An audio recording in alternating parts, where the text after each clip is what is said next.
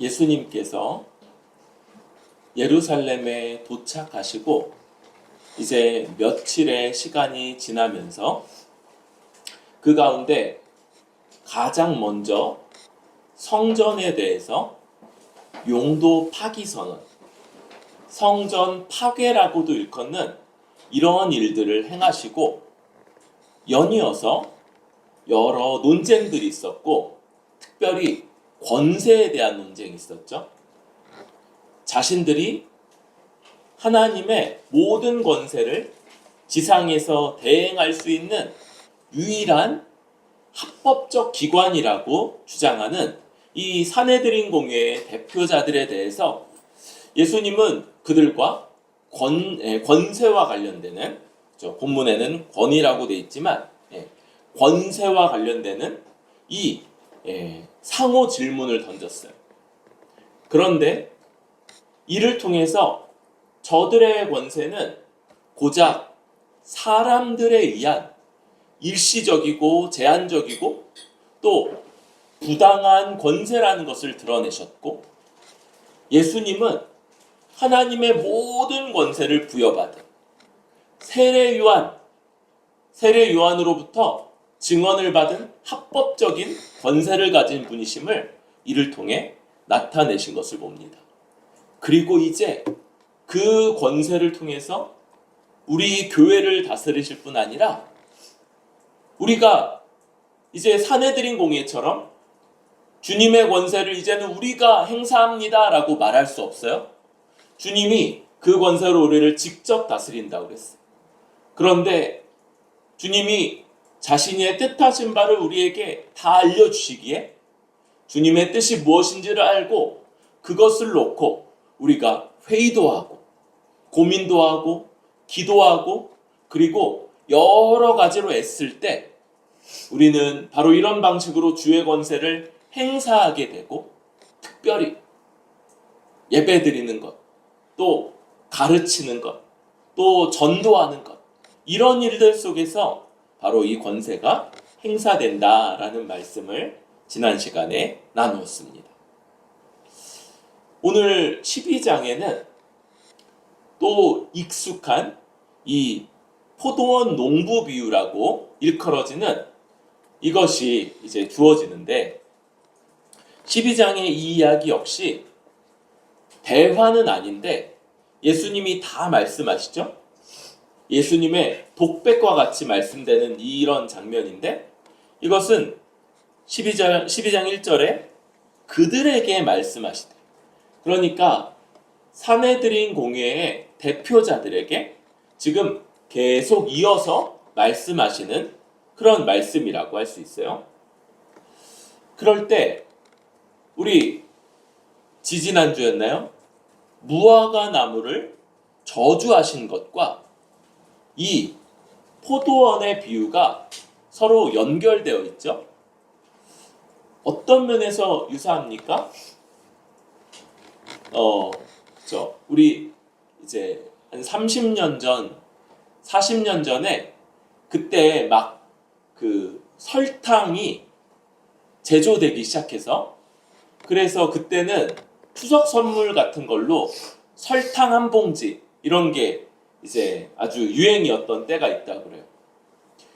그렇게 공업적으로 설탕이 대량 생산되기 이전까지 단맛은 쉽게 찾아보기 어려운 것이었어요. 그런데 또 단맛은 그 단맛만이 가지는 그런 특징이 있죠. 기분이 좋아지게 하고, 또 그죠? 이 당분은 우리에게 어떤 위로, 위안 이런 것들이 있단 말이에요. 그럴 때 구약 시대에 이스라엘 민족이 가질 수 있었던 단맛의 두 가지 대표적인 종류가 바로 무화과 그리고 포도인 거예요. 그래서 하나님은 이 무화과와 포도를 이스라엘과 여호와 하나님의 백성 사이의 관계를 나타내는 것으로 많이 구약부터 사용이 되었었다, 이렇게 말씀을 드렸습니다. 그래서 이 단맛, 미학에서부터 무화과 열매를 따먹는 것, 또 자기 포도나무 아래서 포도를 따먹는 것, 이런 것들을 원래부터 아주 큰 기쁨이요, 하나님 나라에서 누리는 복, 안식의 비유로서 많이 사용했던 것이죠. 그런 포도원의 주인으로서의 하나님, 그리고 그 포도원을 이스라엘 민족들에게 맡기셨다라는 이런 것이 이 익숙한 비유의 모습이라고 할 수 있죠.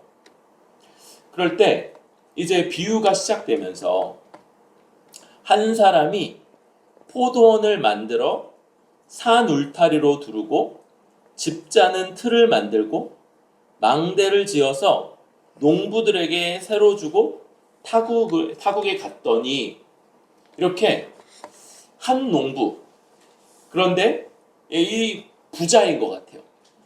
그죠? 자본을 투자해서 포도원을 다 만들고 울타리로 쳐서, 그죠? 다른 사람들로부터의 경계, 또 여러 이 포도를 해칠 수 있는 들짐승으로부터 막고요. 또 포도가 따게 되면 그것을 이제 즙을 만들고 포도주를 만들게 되는데, 그 틀을 만들고, 그리고 망대, 거기서 방비할 수 있는 이 망대까지 지어서 농부들에게 새로 주고 타국에 갔다. 이렇게 이야기가 시작됩니다. 여러분, 이 이제 새로 줬다라는 게 보상을 기대하는 일종의 거래인 거예요. 임대업 같은 거죠. 당시에는 이런 이 땅 주인과 소작농 사이의 관계가 그 당시에는 아주 흔했다고 해요. 그러니까 이런 관계가 어떤 건지를 다 알 수 있는 거죠. 그럴 때 지금 이 포도원 주인이 대규모의 자본을 투자해요. 그죠? 이 모든 것을 다 갖춰 놓는 거예요. 열매를 따기에 부족함이 없는, 따고 또 그걸 포도주로 만들고 그렇게 하기에 부족함이 없는 모든 것을 다 갖춰 놓고, 그리고 뭘 요구합니까? 이렇게 소작농들이 일한 것들의 일부분을 그 주인에게 내도록 이렇게 요구하는 거예요. 보통 이렇게 합의한 분량의 곡식이나 열매, 여기서는 이제 포도주가 되겠죠. 이런 것들을 이렇게 주인이 이 소작을 준 대가로 받아가게 되는 것, 이것이 당시에 이제 일반적인 모습이었어요. 2절에 대했을 때 때가 이름에 이렇게 얘기해요. 때가 이름에. 여러분, 이런 무화과 나무도 마찬가지고 포도나무도 처음에 이 포도원을 만들고 나서 첫 수확을 하기까지 최소 3-4년의 기간이 필요하다고 그래요. 그러니까 주인은요, 지금 엄청 많은 자본을 투자한 다음에 3년 혹은 4년 동안 아무런 대가도 요구하지 않은 채 꽤 긴 시간을 지금 보내온 거예요. 그리고 나서 3년, 4년 정도가 지났을 때 이제 비로소 때가 되어 징수자, 종이죠. 한 종을 보내서 징수할 종을 보내서 이 자기에게 약속된 그 소출의 일부분을 징수하고자 보낸 것이죠. 그런데 어떻게 됩니까?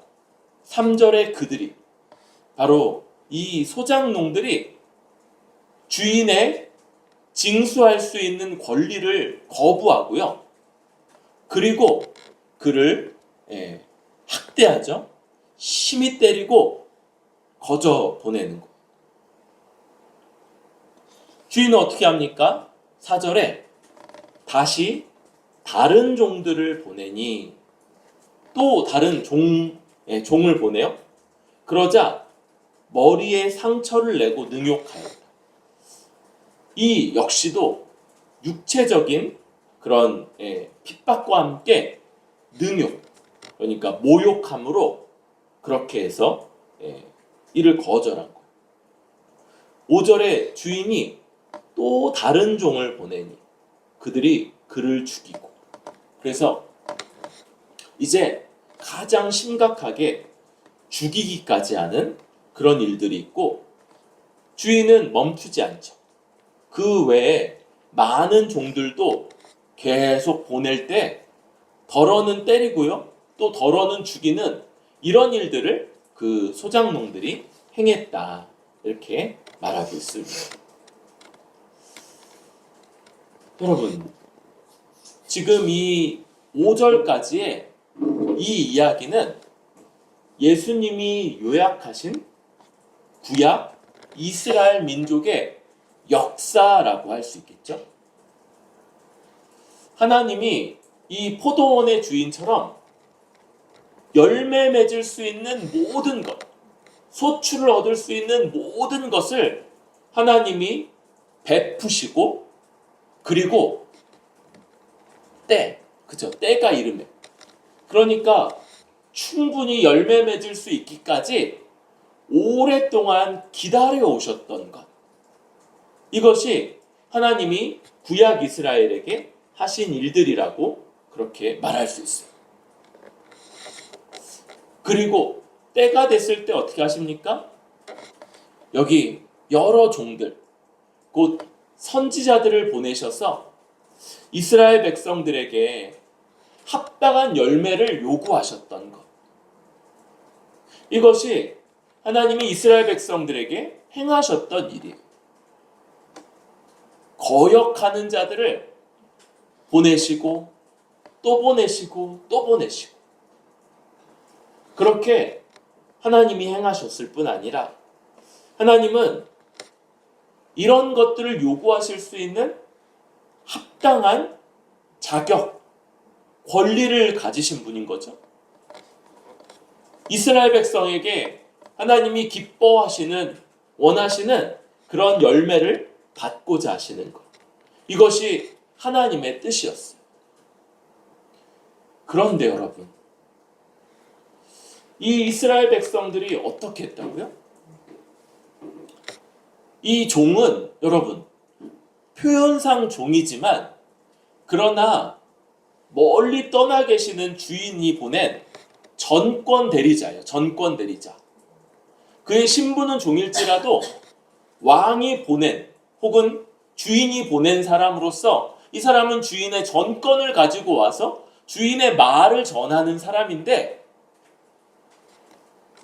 때리고 그리고 모욕하고 덜어는 죽이는, 그럼으로써 이 그를 보낸 이 하나님 혹은 주인에 대한 아주 반역, 이것을 나타낸 것, 이것이 그 구약 이스라엘 민족의 모습이고 역사라는 것. 그들이 하나님 앞에, 하나님이 이들에게 요구하신 열매, 여러분 여기는 비유적으로만 나왔지만 우리는 구약 말씀을 통해서 이게 어떤 건지 알고 있어요. 뭡니까? 그렇죠.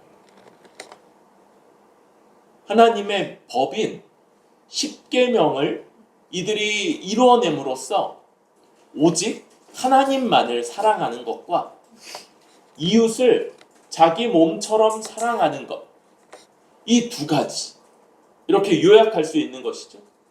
그런데 어떻습니까? 이들은 온갖 신들을 섬기는 우상 숭배를 통해서 하나님만을 섬기기를 거부했어요.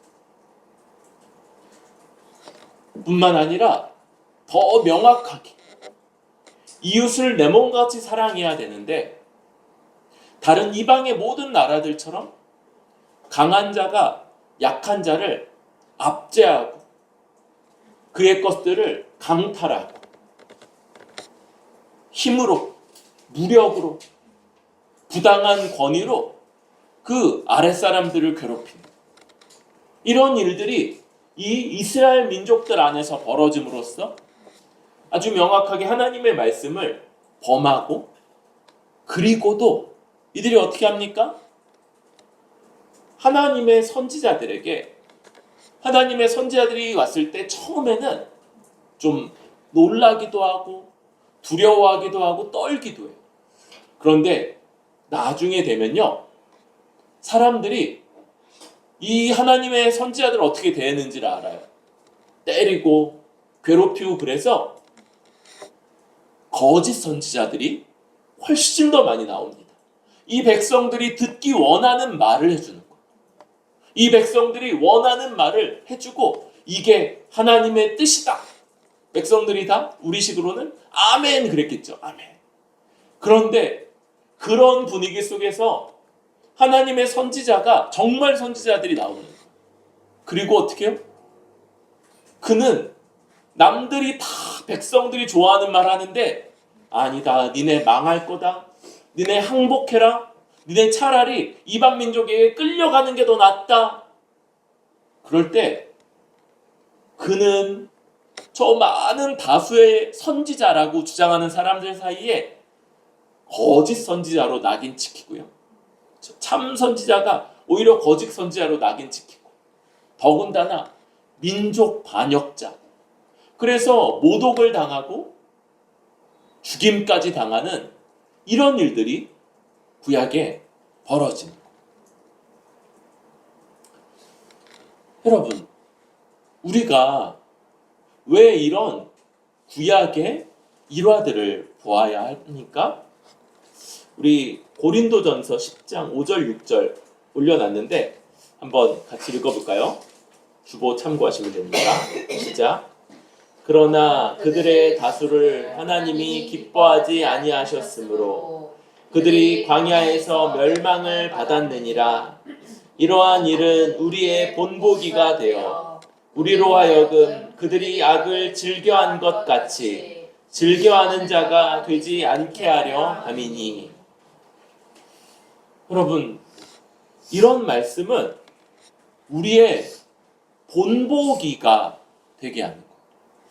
그저 이스라엘 민족이 얼마나 부당했는지, 얼마나 합당하지 않았는지, 얼마나 어리석었는지, 아우 쟤네는 도대체 왜 그랬냐, 그렇게 끝나는 것이 아니라 하나님은 우리가 열매 맺을 수 있는 모든 은혜, 모든 필요한 것들을 공급하셨고, 또 때마다 시마다 하나님의 선지자들을 보내셔서 일깨우시고 알려주셨으며, 하나님이 우리가 열매 맺기를 원하신다.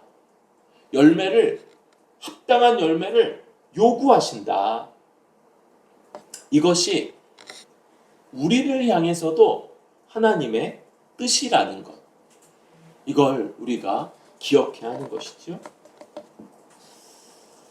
여러분, 이 하나님이 보내신 하나님의 선지자들을 대적하고 거역했던 저 이스라엘의 모습이 얼마나 반역하는 모습이며 얼마나 합당하지 않은지를 우리가 잘 바라보면서 우리에게 그들보다 더 나은 은혜, 그들보다 더 큰 공급하심과 그들보다 더 놀라운 돌보심이 있을 때 우리가 얼마나 열매 맺는 것이 합당한지, 우리들이 주님의 이 십계명의 은혜를 따라 십계명의 말씀을 이루어내며 열매 맺는 것이 얼마나 합당한지를 더 바라볼 수 있기를 원합니다.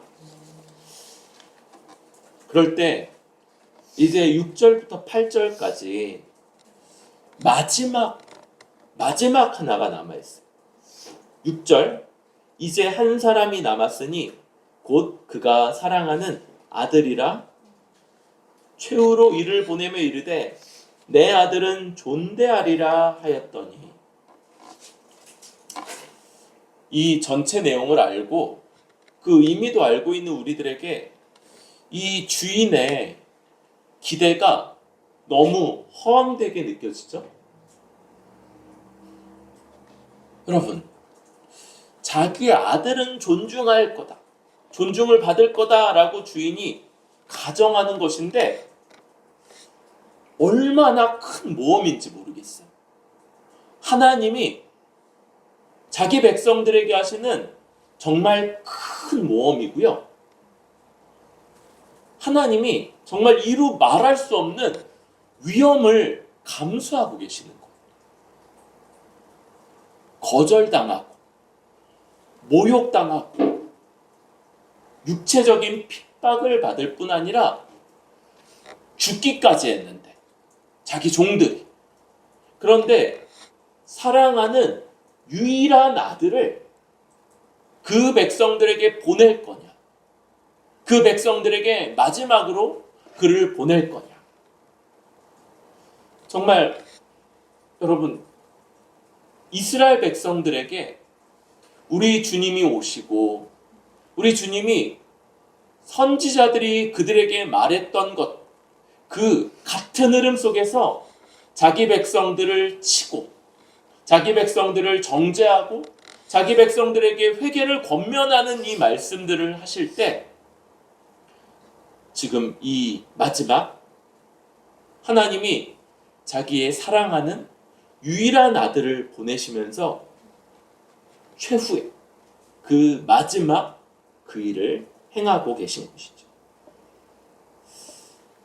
그런데 여러분, 이 주인의 마지막 모험이요, 엄청난 그 위험을 감수했던 그 기대가 이루어지지 않은 것들이 바로 나타납니다. 7절, 그 농부들이 서로 말하되 이는 상속자니 자 죽이자, 그러면 그 유산이 우리 것이 되리라 하고, 상속자를 죽이면 그 유산이 우리 것이 될 것이다. 여러분, 그렇게 되나요? 주인이 아주 연로해서 유일한 상속자를 죽이면 이제 더 이상 상속받을 자가 없으니까 그의 것을 맡아 가지고 있던 우리 것이 될 거다, 이런 기대일지도 모르겠고, 그저 허튼 기대, 허튼 계획, 이런 것들을 나타내는 그런 말일지도 모르겠어요. 다만 이 내용 자체가 이들에게 있는 주인을 향한 약탈, 주인의 것을 약탈하는 태도, 주인에 대한 반역일 뿐만 아니라 그의 것들을 약탈하고자 하는 그런 태도를 아주 명백하게 드러내는 그런 이들의 의도인 것이죠. 그리고 아들을 잡아 죽이고, 그리고 바깥에 던져버리는 이런 일들을 행합니다. 여러분, 이 살인이 그죠? 가장 극심한 그런 행위일 뿐 아니라 시신에 대한 마지막 예우, 그죠? 매장은 그죠? 물론 이제 매장 문화가 있는 곳에서 매장이지만, 다른 문화가 있을 때는 다른 장르의 문화겠지만, 매장이라는 건 시신에 대한 최후의 예우 같은 거예요. 그런데 이것까지도 거부한 채 그냥 그 시신을 울타리 밖으로 던져버리는 것으로 이 모습이 끝나게 됩니다. 여러분, 지금 이 모습은 이스라엘 백성이 하나님이 보내시는 마지막 그리고 유일한 사랑하는 아들을 그들이 어떻게 대했는지, 또 이제 곧 십자가를 통해서 어떻게 그것이 나타날지를 보여주는 그런 모습이라고 할 수 있습니다. 이것은 주인이시고 또 모든 것을 공급하신 하나님에 대한 반역을 그대로 나타내주며, 하나님의 것을 얼마든지 약탈하는 그들의 본질을 보여주고 있는 모습인 것이죠. 이를 통해서 이들은 말로는 하나님을 위하고 말로는 하나님의 백성이라고 자부하면서도 하나님을 반역하는 민족이고 하나님의 것을 약탈하는 그런 백성이라는 그들의 본질, 본성을 여과 없이 드러낸 것들을 볼 수 있습니다. 여러분, 우리가 우리 주님을 하나님이 사랑하시는 아들이고 그를 통해서 창조주이시고 통치자이신 하나님의 모든 뜻이 드러나며 그 아들을 통해서 우리에게 하나님의 모든 것들이 공급된다는 것, 이런 것들을 잊으면, 인정하지 않으면 우리 역시도 대단히 어떤 지점에서 우리는 주일마다 다시금 깨우치고 돌이키고 다시 회개하고 은혜를 붙잡기 때문에 저 이스라엘 민족과 같은 저 수준까지 가지 않을 거라고 믿어요. 그럼에도 불구하고 우리 삶의 어떤 영역에서는 우리에게 은혜를 베푸시는 이 하나님, 우리 주님을 잊고 내 뜻대로, 내 원하는 대로, 내 방식대로 행함으로써 하나님을 향해 반역하고 있고 주님의 주신 것들, 주님이 은혜로 주신 것들에 대해서 망각하고 원망하고 불평함으로써 하나님이 주신 것들에 대해서 그건 당연히 다 내 것이라는 방식으로 약탈하는 그런 모습을 저지른다고도 볼 수 있다.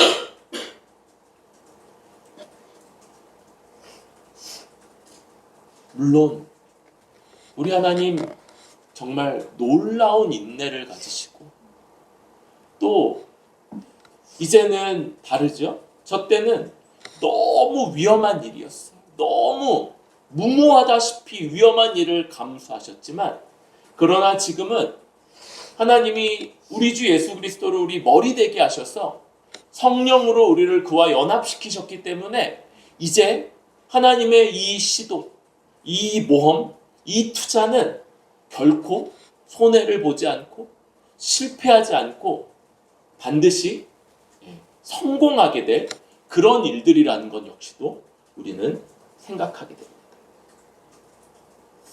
또 한 가지, 여러분 여기 이제 내 던졌다, 울타리 바깥으로 내 던졌다 라고 하는 것들에 대해서 더 많은 그런 추론들을 많은 사람들이 하고 있어요. 여러분, 이스라엘 백성들이 로마인들과 같이 손을 붙잡고 예수님을 십자가에 못 박은 것, 이게 어떤 의미가 있냐면요, 이 유대인들에게 있어서는 이 사람은 하나님께 저주를 받아 죽은 자죠. 다시 말하면 하나님의 언약 백성의 그 범주 안에 머물 수 없는 자, 머물 수 없는 자로 이 범주 바깥으로 예수님을 내버렸다고도 할 수 있는 거예요. 십자가가 바로 이들이 예수님을 울타리 바깥으로 죽여서 내던져버린 그런 실제적인 모습이라고 할 수 있죠. 그런데 하나님이 이 무모해 보이다시피 한 이런 모험과 같은 이런 일들을 행하신 결과 이제 어떤 일들이 벌어지게 됩니까? 우리 익숙한 말씀 10절, 11절을 한번 읽어보도록 하겠습니다. 시작. 너희가 성경에 건축자들이 버린 돌이 모퉁이의 머릿돌이 되었나니 이것은 주로 말미암아 된 것이요 우리 눈에 놀랍도다함을 읽어보지도 못하였느냐 하시니라.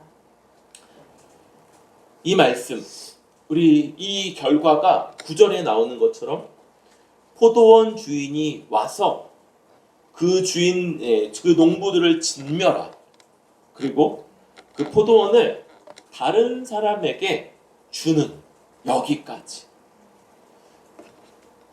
여러분, 이 일의 마침은 농부가 와서 분노로 그 포도원과 농부들을 전부 다 진멸해서 싸그리 없애버리는 걸로 끝나지 않는 것. 그 농부들, 이 모든 것들을 부여받았음에도 불구하고 충분한 기다림의 시간이 그들에게 주어졌음에도 불구하고 합당한 이 주인에게 합당한 작물을 바치기를 거부했던 저들은 진멸을 당하지만 그러나 주인의 모든 노력으로 마련된 이 포도원은 또 다른 사람들, 그들은 이제 어떻게 할까요? 주인께 합당한 열매들을 올려드릴 또 다른 사람들에게 주어지게 된다는 것으로 이 이야기가 맞춰지게 되는 것입니다. 여러분, 이것은 우리 10절, 11절 말씀처럼 시편 22, 23절에 예언됐던 말씀이고 또 여러 본문들에서 인용되는 그런 말씀이죠. 이것이 성취되는 그런 일들이 있게 되는 것입니다. 여러분, 이 10절이 성전 건축을 배경으로 하고 있는 말씀이라고 알려져 있어요. 이 성전이 첫 솔로몬 성전이 만들어질 때 주로 돌로 만들어지는데 돌을 그 자리 와서 이렇게 보고 적당한 모양으로 깎아서 끼워 넣는 방식이 아니었다고 해요. 이것을 원래 채취하는 곳에서부터 정확하게 규격화된 모습으로 깎아서 그걸 그대로 가지고 오는 것이죠. 그런 방식으로 해서 성전이 짓는 곳에서는 정소리가 나지 않았다라는 말씀이 구약 성경에 기록되어 있는 거예요. 그런데 우리도 알다시피 이런 과정에서는 불량품, 그쵸? 규격 외로 작게 깎이거나 아니면 더 크게 깎인 것들이 있기 마련이죠. 그런 것들이 실려오면 어떻게 합니까?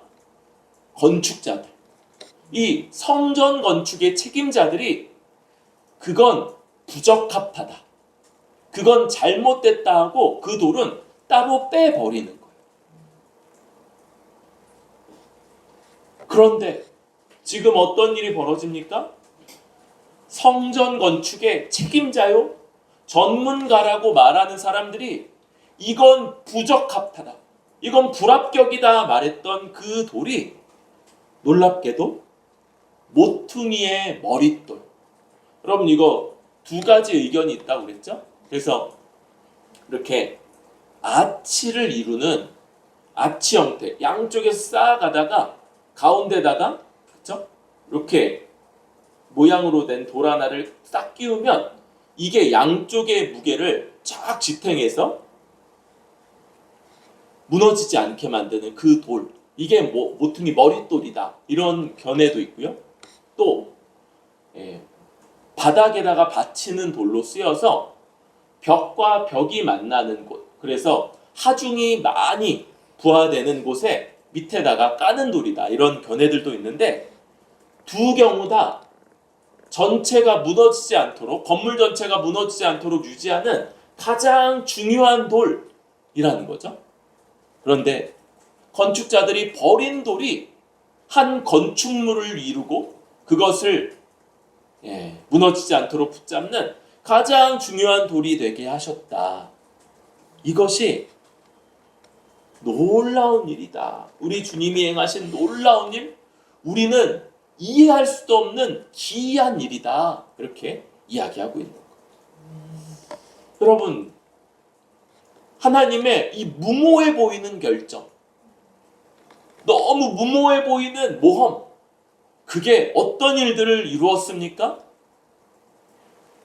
책임자라고 말하고 전문가라고 자부했던 자들은 이것은 우리 건물에, 우리가 짓는 성전에 부적합하다 여겼던 그 돌이 오히려 하나님의 새로운 성전, 그것의 머릿돌이 됐고, 거기서부터 세워진 영원히 무너지지 않는 든든한 성전이 바로 우리 같은 자들을 그 가운데 포함하는 그런 성전으로, 우리 같은 자들이 이제 그 아름답게 조성된 그 포도원의 농부들이 되어서 하나님 앞에 합당한 것들을 올려드리고, 우리도 거기서부터 나오는 모든 소산으로 복되게 살아가는 이런 삶이 허락된 것, 바로 이것이 하나님이 행하신 기이한, 우리로는 도무지 이해할 수 없지만 하나님이 이루신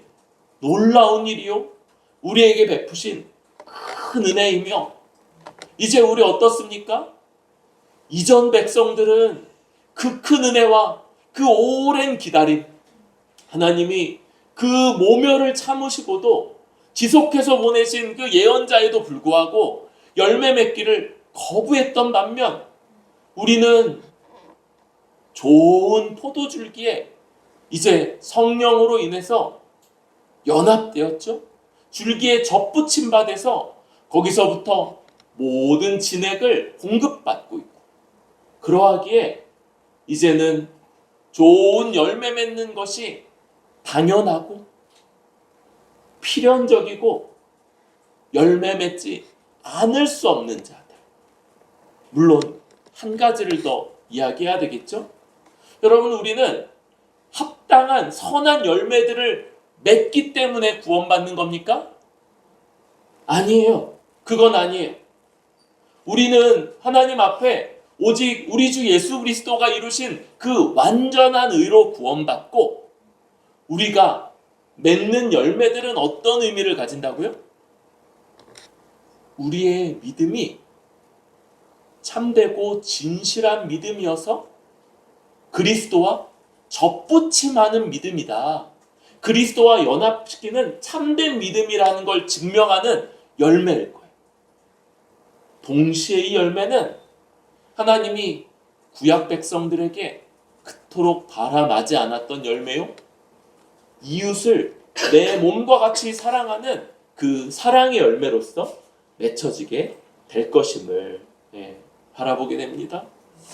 여러분, 이제 우리 머리 대신 우리 주 예수 그리스도 안에서 성령의 도우심으로 주님께 접붙임 받아 오늘도 우리에게 모든 은혜가 공급되고 있음을 다시 한번 기억하고 감사합니다. 여러분, 잘 한번 이렇게 눈 감고 잘 생각해 보면 우리 어딘가 지금 붙어 있는 느낌이 좀 들지. 거기서부터 뭐가 막 들어오고 있어요, 우리에게. 그래서 우리가 막 이렇게 살찌죠.